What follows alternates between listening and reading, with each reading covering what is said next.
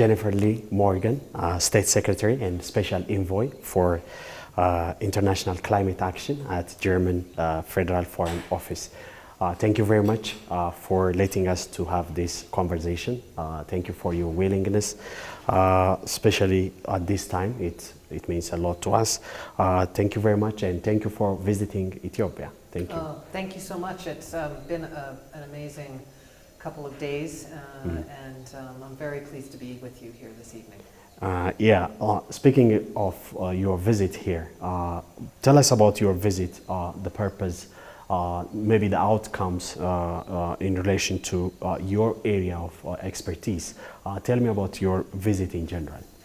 Well, my role in the German government is really to look at how we can forge greater collaboration on climate action, but to do it in a way that brings greater resilience and opportunity to countries. So knowing how vulnerable and how extreme the impacts right now are in Ethiopia from the drought, one of the key goals I had was to learn more about that and to see how we could intensify our collaboration with the government here on integrating climate knowledge into peace-building missions.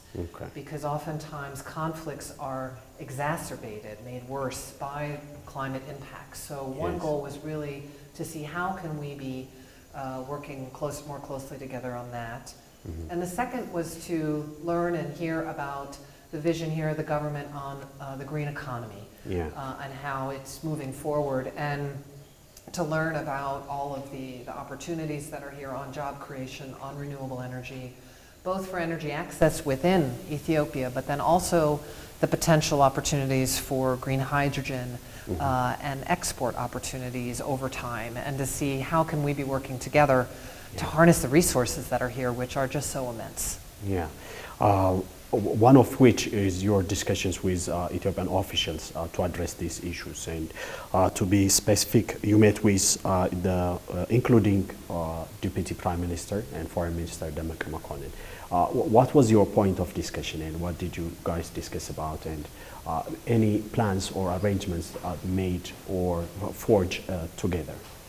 Yeah, it was a great honor to meet with him. I listened to what he was explaining about the situation on the root causes of the conflicts, the priority for development here in Ethiopia. We discussed how we could be working together more on, for example, sharing data, finding the right data in order to understand what are those impacts and what are the responses. Germany has been doing quite a lot of work on the issues of climate change and security. And so we invited Ethiopia to be part of our climate and peace initiative, where practitioners come together around the world to look at how are we going to manage this, how are we going to make the lives better of people who have to or hopefully won't be forced to migrate because of conflict caused by or connected with climate change. We also, he shared with me the actions that Ethiopia is taking, and we talked a bit also about the upcoming climate summit in Dubai, and the goals that Ethiopia shares for that summit, making things happen around the loss and damage facility, and just committed to be staying in touch on those issues, so that we can understand what are the priorities of the Ethiopian government and forge solutions together. And also you in your visit you met with also some officials from African Union, and Africa being a continent which is contributing 4% of the global climate initiative or climate change, is suffering a lot, as you learned from His Excellency. Maybe Ethiopia being one, the drought is one, the conflict is second. So tell me about your meeting with African Union officials and the ways maybe that you claim, or any activities to join hands together with the Continental Organization to address these issues. Tell me about your meeting with AU officials. Yeah, it was really productive, I would say. I mean, what I learned, what I have also experienced myself in trips to the Sahel to Mali and to Niger is about just the tragedies that are occurring on the one hand. I know I met with women who had migrated from Mali to Niger and were, because of climate impacts, and were then planting new gardens, new crops that were heat resistant and water resistant. So we talked quite a lot about how do we scale those types of efforts up in order to create sustainable agriculture that is resistant to the impacts of climate change. We also talked about how we can be collaborating more around the different financing options that are there. And knowing that Africa has not received the type of financial support that's needed in order to leapfrog the mistakes that Germany and other industrialized countries have made by going heavily into fossil fuels and now having to phase out. Well, Africa has the moment, the opportunity to actually do it very differently and much better. Yes. I mean, the resources here are tremendous. We talked about the minerals that are here in Africa. We talked about the renewable, the solar, the geothermal, the wind capacity that is here, and the employment, capacity and opportunities that are here, and how we can be. We shared a little bit about how in Germany we're moving forward in decarbonizing our economy, and how we want to work through different projects and initiatives to get that leapfrogging to happen. We also talked about the upcoming African Union Climate Action Summit that Kenya and Nairobi is hosting in early September, and what we can be doing there as Germany and the European Union to support that. Because I think the world is going renewables. It sees the opportunity that is there. Africa has so much to offer in that area, and we want to join hands with the African Union and a number of course, countries within Africa to create that just transition. What is a just transition? How do you create the new opportunities? And also the very concrete projects that can be moving forward. Now, this is about Africa, and you already have the information and the facts and the real data of the potential of the continent. What about Ethiopia? You learned you know about the initiative, the climate initiative, the Green Legacy Initiative. Yes. And together about what you said about Africa and all the potentials. Tell me about Ethiopia and the Green Legacy Initiative, together with building green economy and being in front. Tell me about Ethiopia's initiative. Yeah, the Green Legacy project, I mean, I think is incredibly inspiring and impressive. Not only that it's happening, but also that the leadership of the country is out making it happen, doing it themselves. What a great example to people. And I think, it's a good example of how by planting trees in areas that are also degraded, how that also can be creating more resilience and all kinds of benefits from shade with the heat, but also looking at how to avoid runoff that occurs, all the multiple benefits that come with it. So that I thought was very impressive and inspiring. I also learned, looking at how to actually be building up. I met with the energy ministry as well to see how can we be working on decentralized energy, so solar energy mini grids, right, where people can be getting those in place independent of waiting for a grid, and what can Germany be doing with Ethiopia to make those happen more quickly. They also spoke about the opportunities just to save energy and have efficiency more, I would say, around the circular economy, so that you're reusing things and don't have to recreate them. Obviously, this all has to be integrated, and that's what I found so important into the development of the country. With so small emissions, It really is about providing energy services for people so that kids can be doing their homework at night, people can be getting their kids to school or be getting to work in a way that doesn't have so much air pollution, that is faster, and food production can occur in a way that doesn't just get permanently impacted by extreme climate events. So those were some of the examples they shared with me, so that I can also around the mobility side of things. I found that was really fascinating. Yeah.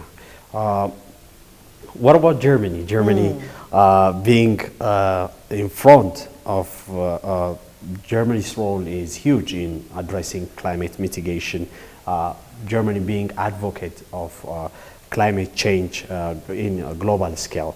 And what are the things that Germany is doing now? Maybe Ethiopia can learn because we started this initiative maybe some years back. And with some of the examples, and you learned it about introducing new things for householders. So tell me about Germany's role in all these issues, especially in the global level.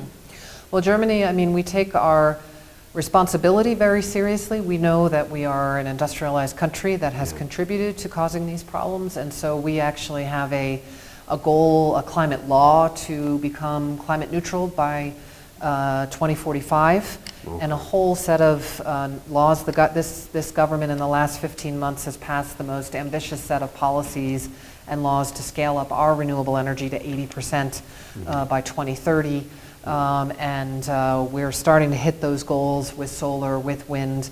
One area where I think we're learning a lot and could be also helpful here is on our grid.